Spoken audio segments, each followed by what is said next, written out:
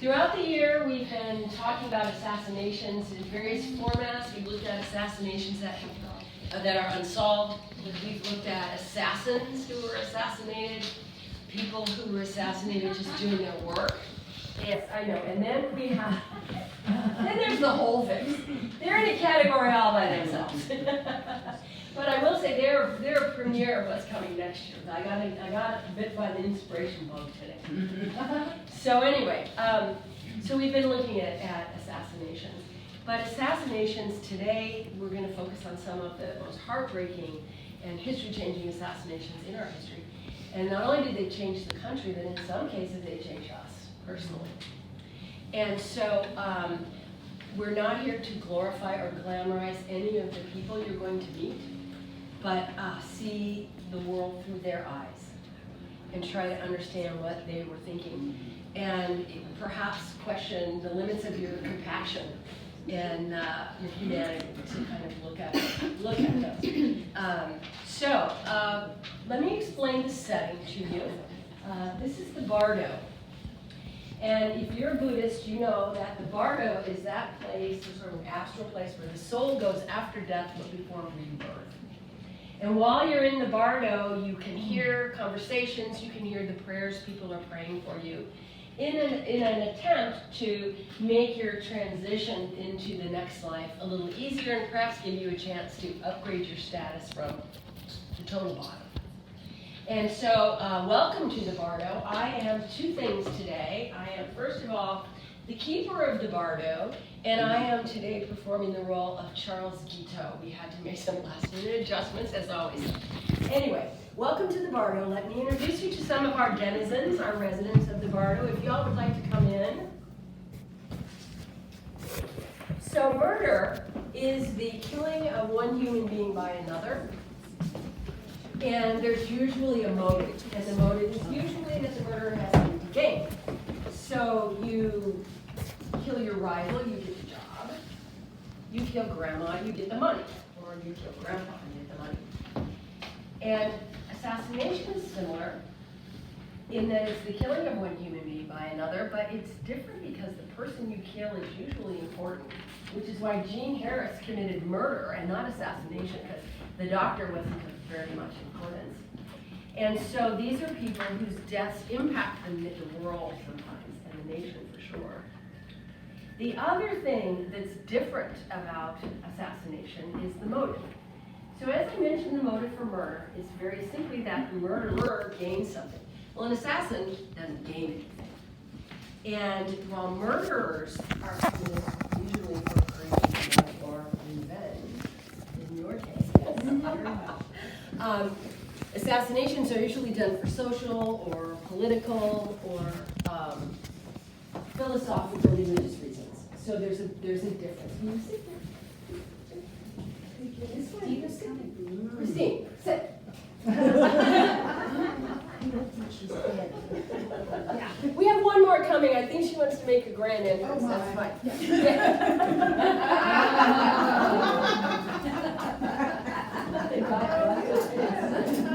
I love this day.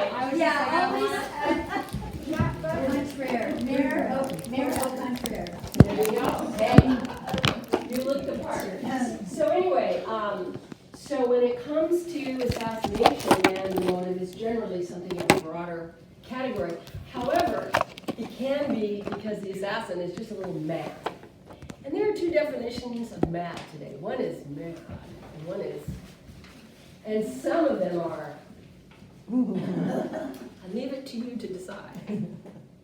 So, having said that, today we're going to tell their stories, and we're not going to sing the songs because you know it's based on a musical. But how every now and then our country goes a little wrong. Every now and then a madman's bound to come along. Doesn't change our story. Our story is pretty strong. Doesn't change our song. So why did you do it, Johnny? Nobody agrees. You had everything. What made you bring a nation to its knees? Some say it was the voice of guns, some say it was the booze. They say you killed your country, John. Bad reviews. And you lived your life with grace and glitter, kind of like the life you lived on stage. But you died in a barn in pain, bitter. 27 years of age. Well, this is my story.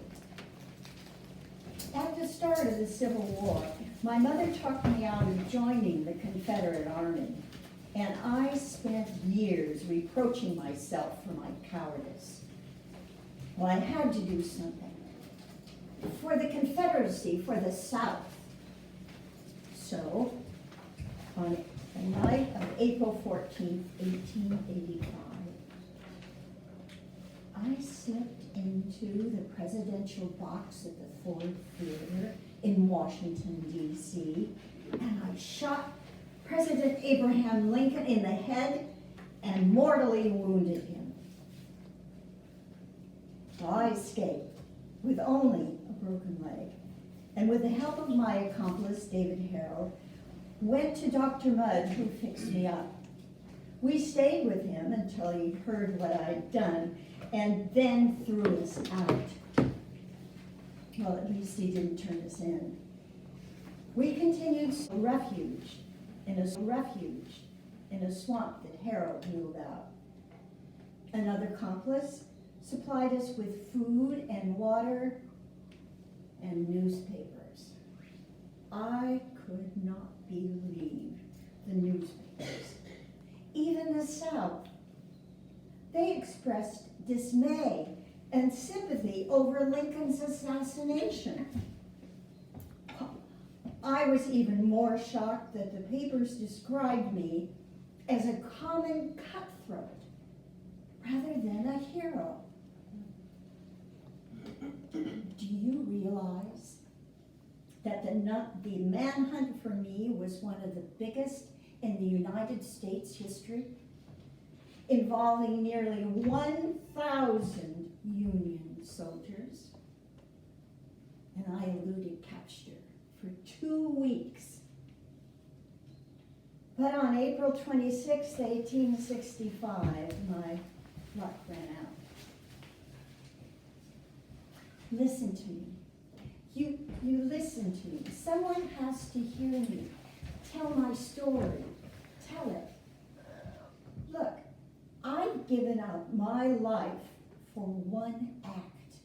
Do you understand? Do not let history deprive me of its meaning. Pass on the truth, please. You're the only ones who can. They hunted me down, smeared my name, and said I did it for the fame. What I did was kill the man who killed my country.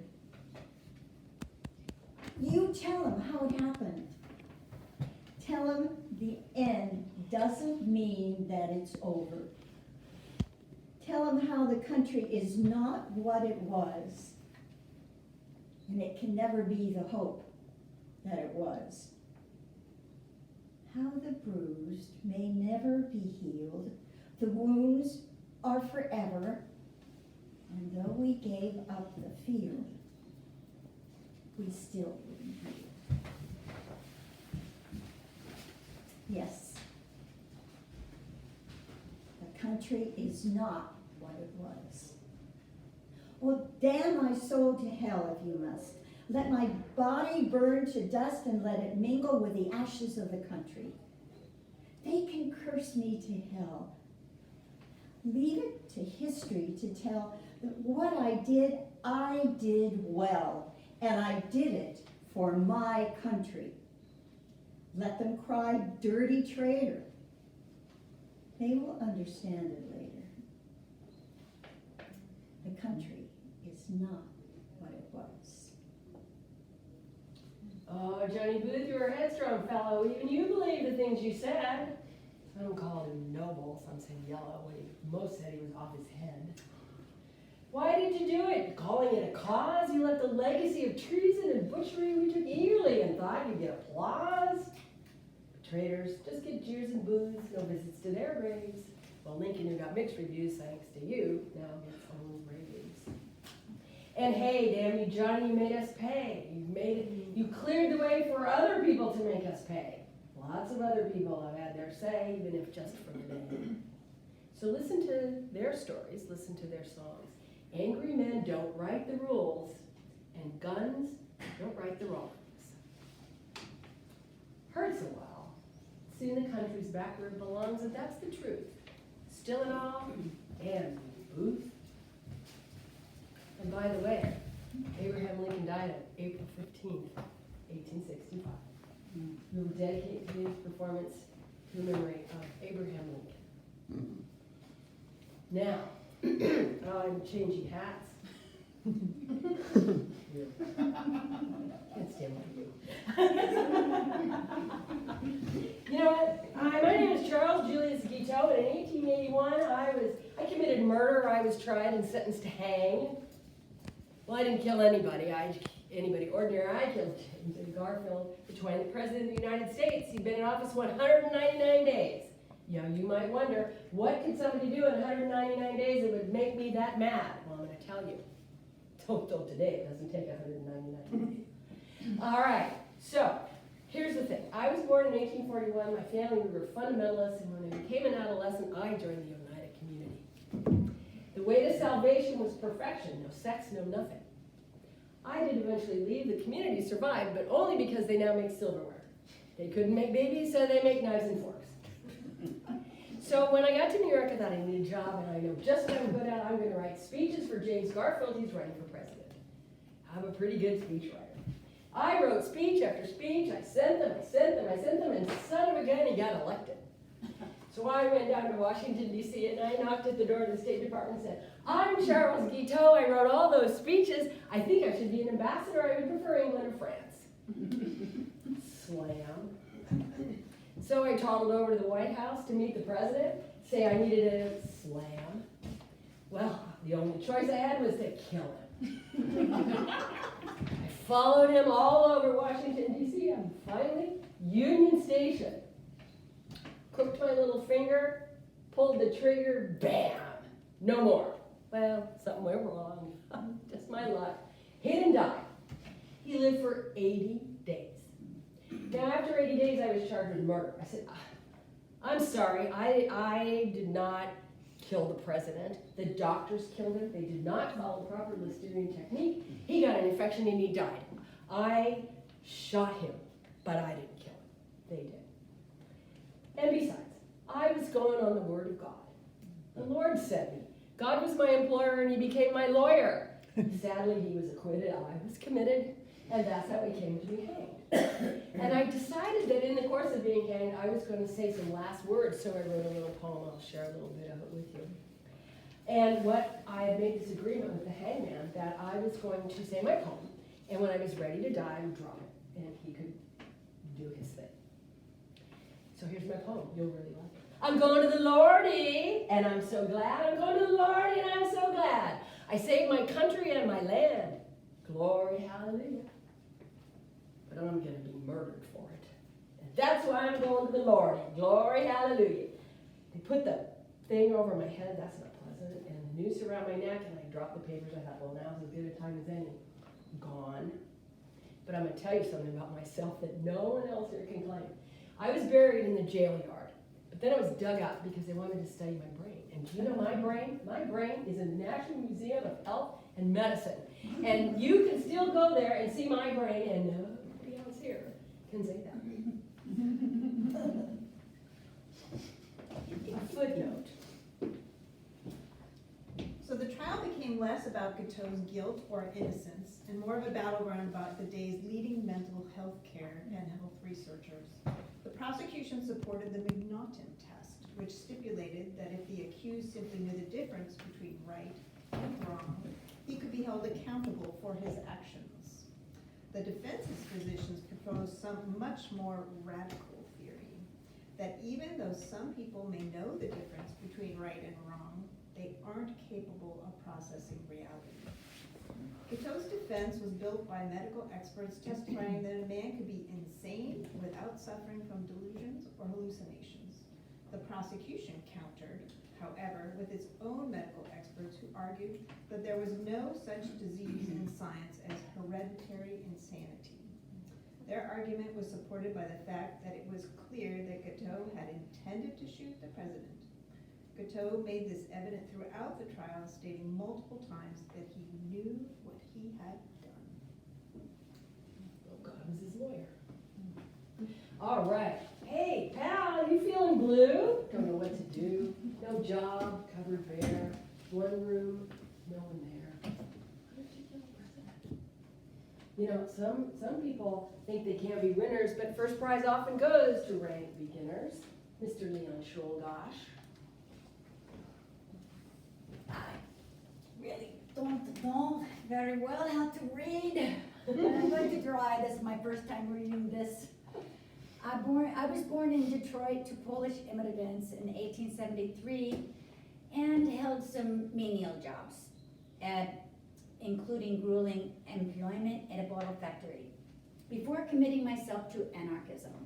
And in 1901, I faithfully attended a speech given by anarchist Emma Goldman, and she set me on fire. I know I was bitter. I had much luck at nothing, and it preyed upon me. It made me morose and envious, and that I thought all the rulers be exterminated. And this fit nicely into my own rage about unfair working condition and power of elite. I believe that individuals should live under no political states, instead self-govern. Then one day I read President William McKinley would attend the Pan American Exposition in Buffalo in September, and that I intend to confront him at the Temple of Musée. I had a pistol wrapped in a kerchief in my pocket, and when I made it to the head of the line, Mr. McKinley extended his hand, and I swatted that back. No! Boom! And I shot him in the stomach. I would have fired more, but I was stunned by a blow in the face. Coming from this African-American waiter back there, James Parker. He had reacted more quickly than McKinley's guards. Well, 2 bullets at point blank staggered the president, but did not kill him. He lived for a week and a day. The crowd seized me and beat me to the point of death before soldiers arrested and intervened. Nearly dead, I was jailed, and I stood trial on September 23rd, 9 days after McKinley finally died of his wounds. At trial, I pleaded guilty, which is not allowed for capital punishment or for capital trials. You cannot plead guilty, but I did. So the judge changed to not guilty. Love the judicial. I'm like, I'm guilty. My lawyers want to go to insanity defense, but for that guy Guiteau, that did not work for me. I refused to cooperate. There were symbols of authority I hated. I defended my crime. I argued that McKinley was going around the country shouting about prosperity. But there was no prosperity for the poor man like me. So I killed the president because he was the enemy of the good people, the good working people. I'm not sorry for my crime. I was convicted after 2 long days of the jury, and they said guilty. Finally, I was sentenced to death, and I went to the electric chair. And I was 28 years old. I was the baby of the family. Bye-bye. Oh my goodness. So if you think his story is good, wait till you meet Giuseppe Zangara. Now the thing you need to keep in mind, I should have actually had Davis play Giuseppe because he was about that size. And his stature is really important in this because had he been taller, I'm so sorry, I strapped my daughter at the last minute with this. She said, I don't want to do it, I have performance anxiety. Shut up, no. Do it anyway. Anyway, the thing about it is, had he been taller, he might well have actually killed FDR. And imagine the 20th century without FDR. So, Giuseppe, Top Leon. He was kind of a nerd, so I feel sad for him, actually. I'm glad, but I feel sad for him. So he was a poorly educated bricklayer. That's my attire, my dad's shoes. And he had pains in his abdomen. I had pains in my abdomen. Doesn't it say I? Yes. Try not to get repeated next year. Because the President of the United States was somehow supernaturally causing my pains. I have to admit, I don't really understand ulcers, but No, just go. I know, but it might be that. Okay. I will also admit I was lonely. I had side effects of conditions like flatulence. I feel like my mom gave this part to me. Along with my outspoken and impatient there. Very reflective of me. Likely maybe made me not so popular. I envied those that had more than I did and sought the assassination of all capitalist presidents and kings, so I wasn't just biased to Americans. I began plotting to assassinate Herbert Hoover, who was the current president, but he could not get reelected, so I had to pick FDR, who was elected. On February 15th, 1933, FDR was giving a speech in Miami, where I was living, with an occasional odd job. Didn't have a lot of money either. And I decided to go to the local pawn shop and I bought a pistol and joined the crowd. Because I was petite in stature, 5 feet tall, I was unable to see, so I had to stand on a bench. And then I gave a lady the idea, so a lady stood next to me on the bench. This was the undoing. I aimed over the woman's shoulder. Not a great plan. And she, of course, noticed what I was doing with what, and so she grabbed me. And then a gentleman decided to grab me as well. So during the kerfuffle, I made 5 shots. I missed the president-elect. But I did hit 5 other people, including the Chicago mayor, Anton Cermak. Don't know why he was in Florida, but he was there. And he died of complications brought on, ironically, by an abdominal wound. Yeah. 19 days later, just 2 days after Roosevelt's inauguration. After my arrest, doctors examined me and discovered severe ulcers as the cause of my chronic pain. I was put on trial and sentenced to 84 years for injuring bystanders by attempting to kill Roosevelt. My only regret was missing him. After Cermak's death, I was put on trial for his murder and sentenced to death at Florida State Penitentiary in Rayford. I told the judge, give me electric chair. He didn't speak the best English. I feel bad. Okay, you give me electric chair. I know afraid of the chair. You're one of capitalists. He is crook man too. Put me in the electric chair. I don't care. Only 2 weeks later, on March 20th, I walked to the electric chair. Old Sparky, they called it, unaided and not afraid. A shroud was placed over my head and I screamed, lousy capitalists, no pictures, capitalists, no one here can take my picture. All capitalists, lousy bunch of crooks. Go ahead, push the button. So Giuseppe actually has an interesting story and contributed greatly to our world today. I'm going to tell you how. Because I know you know, like he died. So in Florida, they're a little lax with first-degree murder. And he technically did not kill the person he intended to kill. Florida said, what the heck, we're going to kill you anyway. And so they sent him to prison. And here's a rule they did follow. So at that time, if you were sentenced to death, you got your own cell. And the cell at Railford was occupied. You remember this, they had to take the little sitting area and they made you your own little private cell and that's where you were. And that's when it went from the death cell to death row. So there you have a little fun fact for your next cocktail party. Things get a little slow.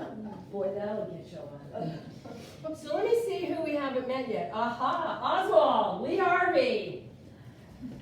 That would be me. I know he wore prison stripes, but at one time I think he wore polka dots too. That's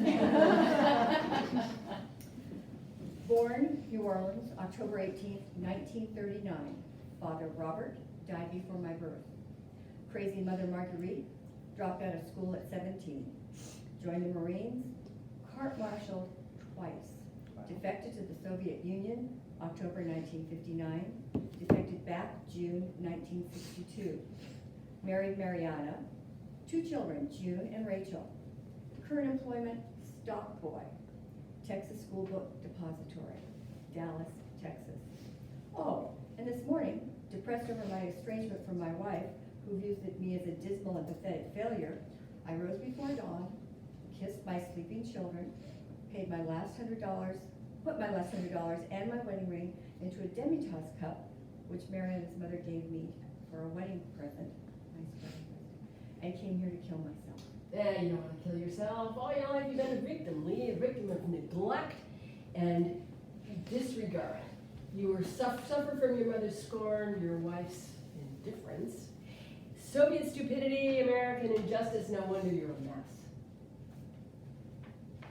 When I was 13, I had 3 weeks of psychiatric treatment and found to suffer from emotional isolation and deprivation, lack of affection, absence of family life, and rejection by a self-involved and conflicted mother. I never got it when they recommended help. I saw myself as an historical figure, frustrated by a hostile society, and I would try anything to win attention. Of course, I failed repeatedly until, reaching for the ultimate in dramatics, I commanded the attention of the whole world. Well, everyone knows I assassinated John F. Kennedy, president, on November 22nd, 1963, wounding Texas Governor John Connally as well, and as the two rode in there with their wives in an open limousine through downtown Dealey Plaza. I left the depository when pandemonium broke out after the incident and headed home, where I picked up a pistol.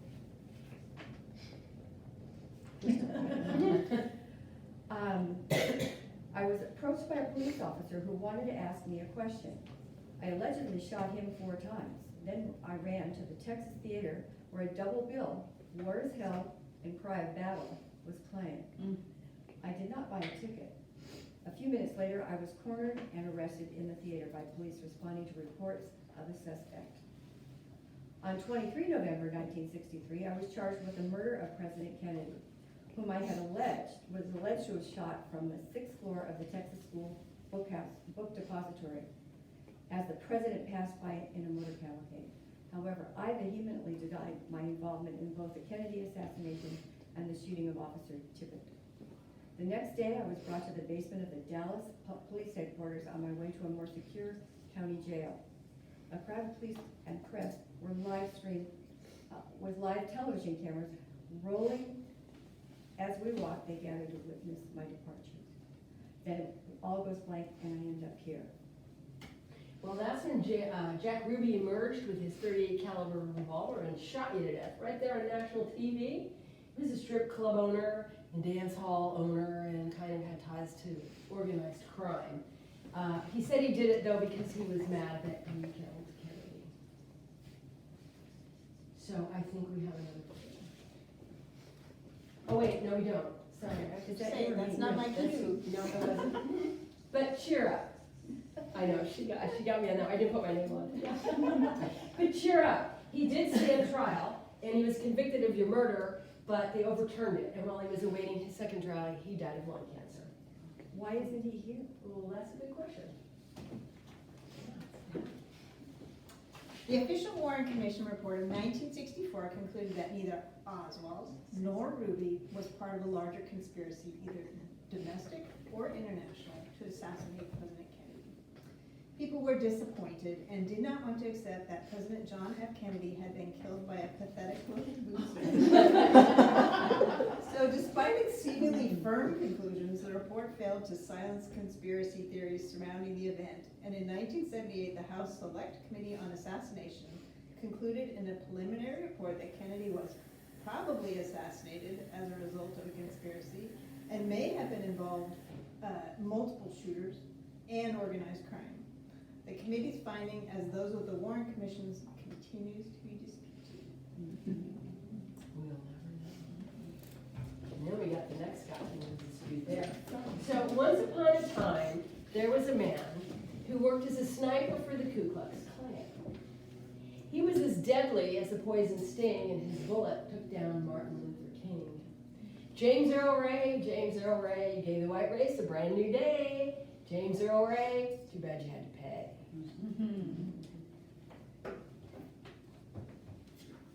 Okay. I will admit to being deeply racist, and even hearing about Martin Luther King sent me into a rage. You see, I favored the third-party presidential candidacy of segregationist George Wallace, and I saw King's civil rights success as fronts to Wallace. But let me tell you how it was. I was one of 9 kids, and we did not have an easy time. Jobs were bad. The Army didn't work out, and I spent a lot of time in and out of jail. I escaped in 1967, fled to Canada, but unable to get on a ship and flee overseas, I returned to the U.S. So I found my way to Memphis and rented a room at a boarding house near the Lorraine Motel where King was staying. On April 4th, 1968, I stood in the bathtub, balanced my rifle on a window ledge, and shot King as he was standing on a balcony outside his motel room. After shooting King, I immediately fled, setting off in manhunt that would last more than 2 months and cover 5 countries. At the time, it was said to be the FBI's most expensive and biggest investigation in history. Finally, on July 19, 1968, the FBI caught up with me in London and extradited me to the United States. I pleaded guilty to the murder, something I would spend the rest of my life trying to reverse. I was sentenced to 99 years in prison. 3 decades of legal Machinations. never succeeded in reopening the case, but they revealed new details, led to new theories of how King might have been killed. At the same time, the misconduct of Hoover and the FBI was coming to light. Hoover had ordered surveillance, wiretaps, listening devices placed in King's rooms starting in 1963, apparently infuriated by King's criticism of the FBI and for not having black agents or investigating civil rights cases. Even after the verdict, Coretta King believed in a high-level conspiracy in the assassination of her husband. The jury found the mafia and various government agencies were involved, and I was set up to take the blame. Towards the end of my life, I had the support of an unexpected ally, the King family. Dexter King, Dr. King's son, visited me when I was feeble and sick with hepatitis C. He asked if I was involved with the assassination, and I said, I had nothing to do with killing your father.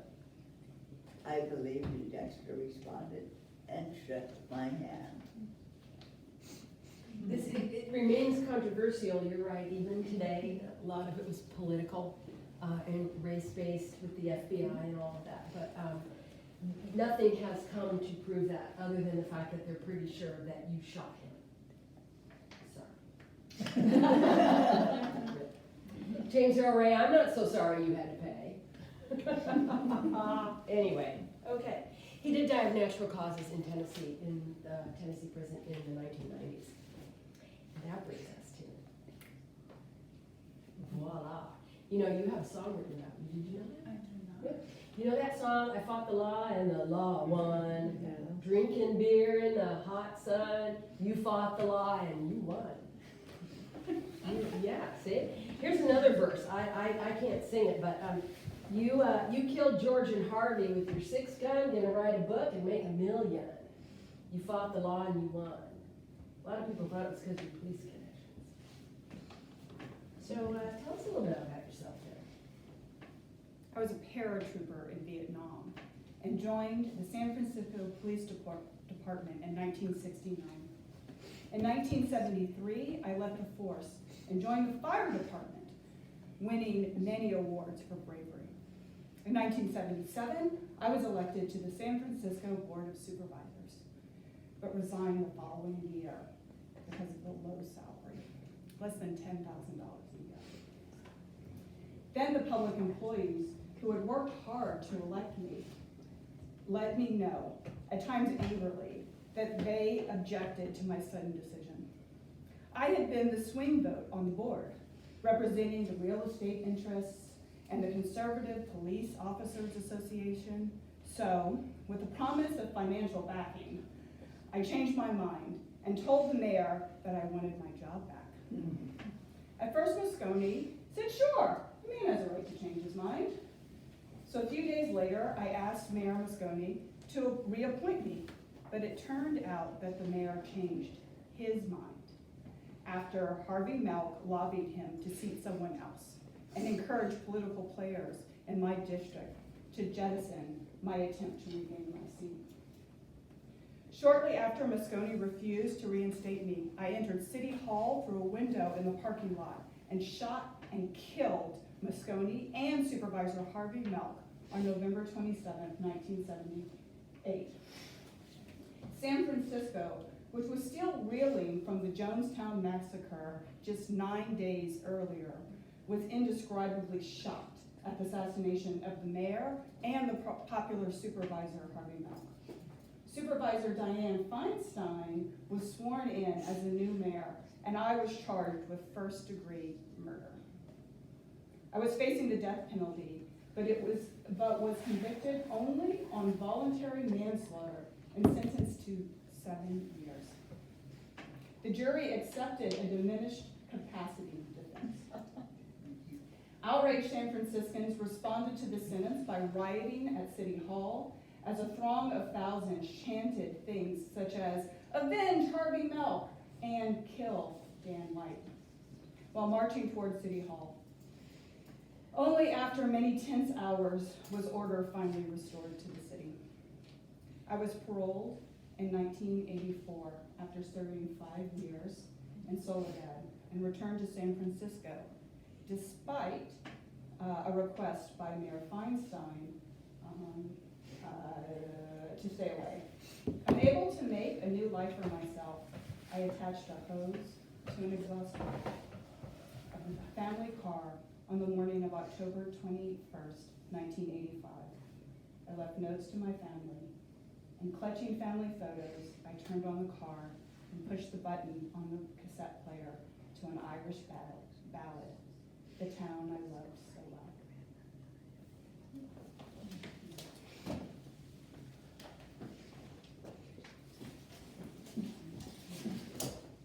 I'm gonna use that.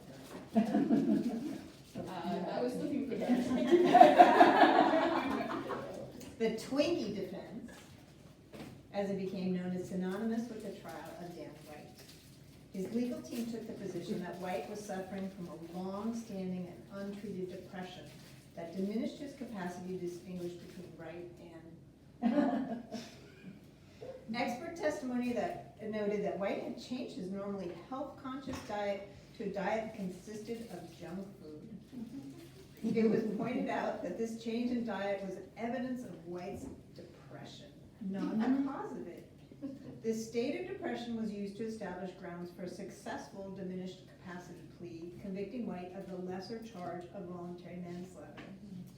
His defense attorney later recalled, "I don't think Twinkies were ever mentioned in the testimony.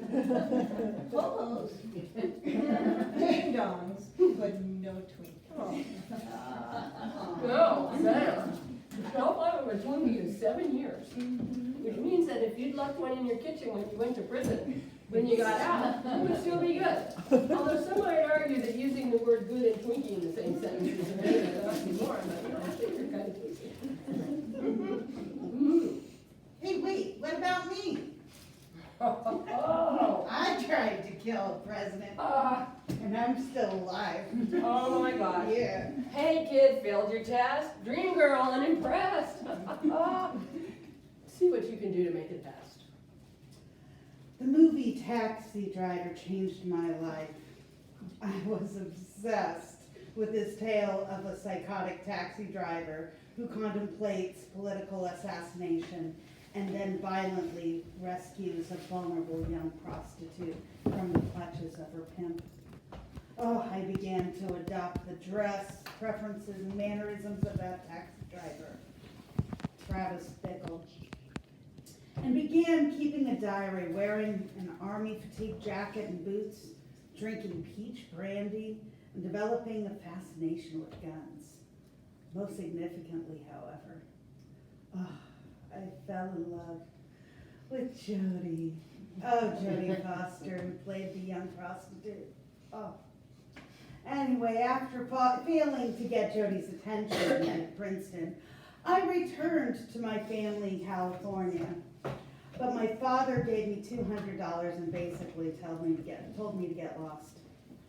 I used the money for a bus ticket, though, to Washington, D.C., and I rented a room. When I read that President Reagan would be speaking at Washington Hilton, in just a couple hours, I knew exactly what I had to do. So I showered. Of course I took a Valium to calm myself and loaded my gun, and then I wrote this letter to my dearest Joni. Dear Joni. Jody. You got your girlfriends mixed up. I know. I had my Valium already. Dear Jody, there is a definite possibility that I will be killed in my attempt to get Reagan. It is for this very reason that I am writing you this letter now. As you know, I love you so very much. I've left you dozens of poems, letters, and love messages in the faint hope that you could develop an interest in me. I know the many messages left at your door and in your mailbox were a nuisance, but I felt that it was the most painless way for me to express my love to you. Oh, Jody, I would abandon this idea of getting Reagan in a second if I could only win your heart and live out the rest of my life with you, whether it be in total obscurity or whatever. I'm going ahead with this because I just cannot wait any longer to impress you. I got to do something now to make you understand, in no certain terms, that I am doing all of this for your sake. By sacrificing my freedom and possibly my life, I hope to change your mind about me. This letter is being written only an hour before I leave for the Hilton Hotel. Jody, I'm asking you to please look into your heart and at least give me a chance with this historical deed to gain your respect and love. I love you forever, John Hinckley. I then found Reagan, and, well, I frantically emptied all 6 shots from my revolver while being tackled by the Secret Service agents. Oh, they always get in my way. On the strength of a hotly contested insane defense, I was found not guilty and committed to a Washington psychiatric hospital. Within a month of the Hinckley verdict, the House and Senate were holding hearings on the insanity defense and considering a proposal to shift the burden of proof of insanity to the defense. Joining Congress were a number of states. Within 3 years after the Hinckley verdict, 2/3 of the state placed the burden of defense to prove insanity while 8 states adopted a separate verdict of guilty but mentally ill, and 1 state, Utah, abolished the defense altogether.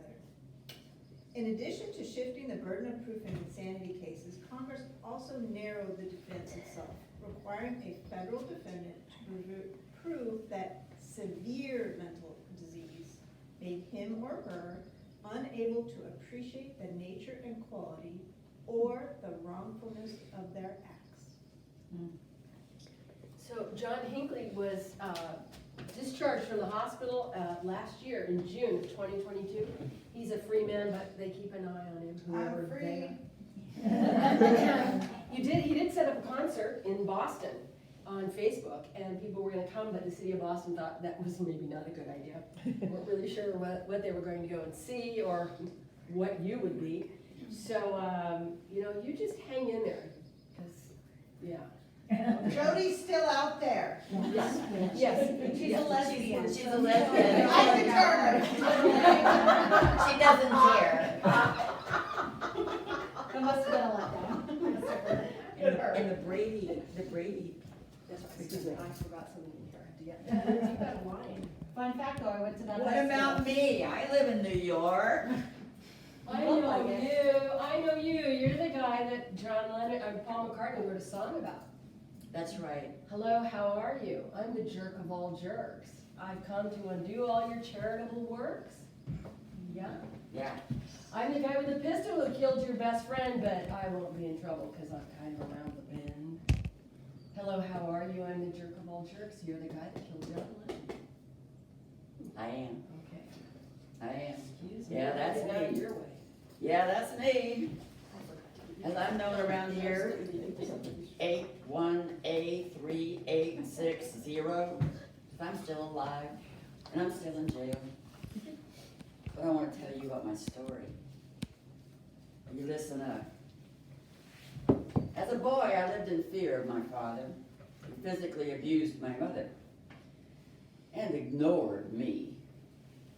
Well, I began to fantasize about having godlike power over a group of imaginary little people who lived in the walls of my bedroom. In 1979, I married and became a security guard. But my mental health declined. I became fixated on J.D. Salinger's Catcher in the Rye. I began identifying with the disillusioned main character, Holden Caulfield. Remember that name? I created a list of people that I wanted to kill, including Lennon, and I decided to kill Lennon because he was a phony. I mean, the guy preached love and peace, but had millions. He told us to imagine no possessions.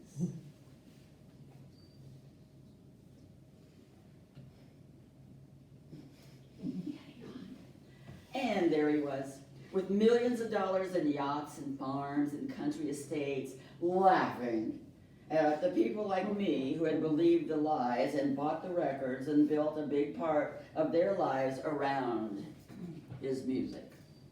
He's still over there. Yeah, you're in your cell. You're still alive. It's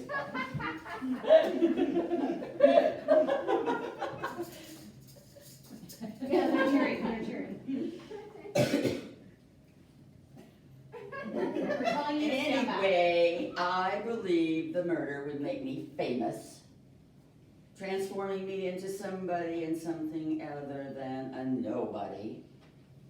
So I went to New York, and on December 6th, I waited outside Lennon's residence at the Dakota Hotel, or his residence. In the early evening, I met Lennon, who autographed my copy of the album Double Fantasy. Later that night, when Lennon and his wife returned home, I shot him in the back and killed him.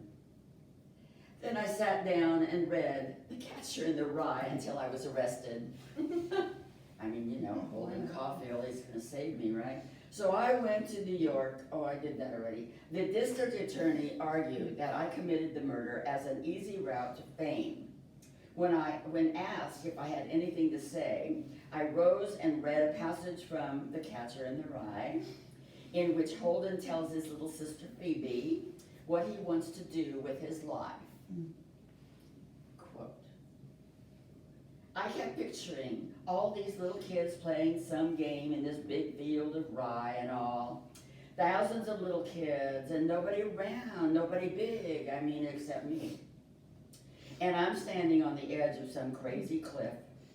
And what I have to do is I have to catch everybody if they start to go over the hill, over the cliff. I mean, if they're running and they don't look where they're going, I have to come out from somewhere and catch them. That's all I do all day. I just be the catcher in the rye and all. So that Catcher in the Rye, to those of you who are English majors or who weren't, basically the explanation for this particular passage that he did read in court was that going over the cliff is reaching adulthood. And he felt it was his job to keep everybody as a child. I had to look that up, I wasn't an English major. Didn't he end up in the asylum? No, he's in prison, he's just in regular No, old Catcher prison. in the Rye. Oh, yes, Yeah. oh, Colwell, yes. I'm sorry. So, every 2 years, you are now available for parole. He comes up for parole about every 2 years, but Yoko Ono says no. Hello. Oh my goodness, we are popular. It's your chance, It's Yoko, she's telling you It's that. Yoko. I'm gonna get you. Yeah, okay, all right, well, you know what? We're gonna try something never before done by the Gasper and Portola players. We're gonna do a scene together. Is everybody ready? Yes. Okay? Right. Stand up to the camera. Not yet, you stand up. They're dead. Oh, I you read stand their up and face. you read. See when it says Dina?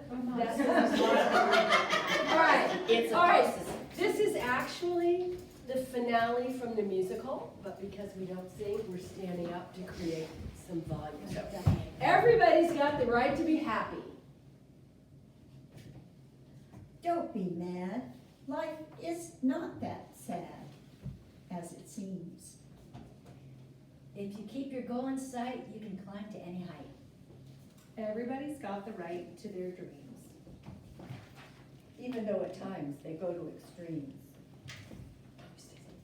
Anybody can prevail. Everybody's free to fail. No one can be put in jail for their dreams. Okay. Everybody's got the right to be different. Even though at times they go to extremes. Aim for what you want a lot. Everybody's got a shot. Don't be scared. You won't prevail. Everybody's free to fail. No one can be put in jail for his dreams. It means you get a voice. It means the right to expect that you'll have an effect and you're gonna connect. Everyone's got the right to some sunshine. Not the sun, but maybe one of its beams. Rich man, poor man, black or white, pick your apple, take a bite. Everybody gets a bite. Everybody, just hold tight to your dreams. Because everybody's got the right to their dreams. So we've now met some of the most extreme assassins in American history and had a little insight into them and who they are. In American culture, we really like big things, and we like things to connect, and we like things to be related. And many of their victims were killed by small fry lifetime losers. There has to be a relationship between cause and effect. So if something has a huge evil effect, it has to have had a huge evil cause. Now in other countries, assassinations are usually carried out by groups of people, and in America they tend to be lone wolves. And yet, at the same time, so we need an explanation, and we turn to conspiracy theories. And we talked about that earlier this year and a little bit today about how that gives us comfort because it ties everything up in a nice little package even if it's not true. So, small-time, lifetime losers maybe, but really they're largely, these people are generally dismissed as maniacs and misfits with little in common with each other and absolutely nothing in common with the rest of us, right? Well, maybe not. When looked at as individuals, at best, they're peculiar. But when looked at as a group, they're peculiarly American. And they actually do have something in common. Even though the motives for their crime, they all have an undeniable, overwhelming sense of helplessness in the face of entitlement. And so another way to look at this is to consider that in our country, one of our strongest national myths says to us in America, dreams not only can come true, but they should.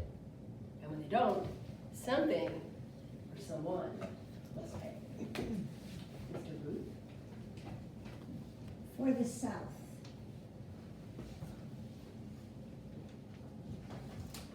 Goodbye. You graduated. Mr. Scholgash? For the poor and the downtrodden.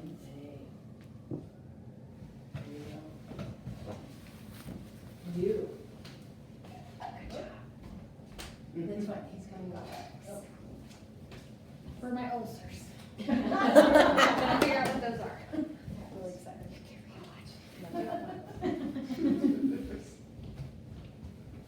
Mr. Ray. Mr. Oswald? President Kennedy. Why? Why'd you get it?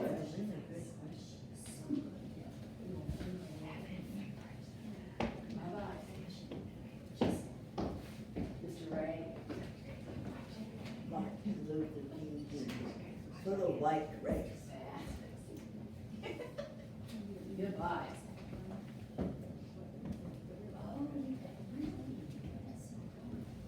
Mr. White? George Moscone and Harvey Milk for my job. Time. Ronald Reagan for my dear Jody. Have a seat. Yeah. John Lennon, for fame. I can't give you a candle because you can't have those in prison. And I can't leg out, so there you are. And Charles Guiteau did it.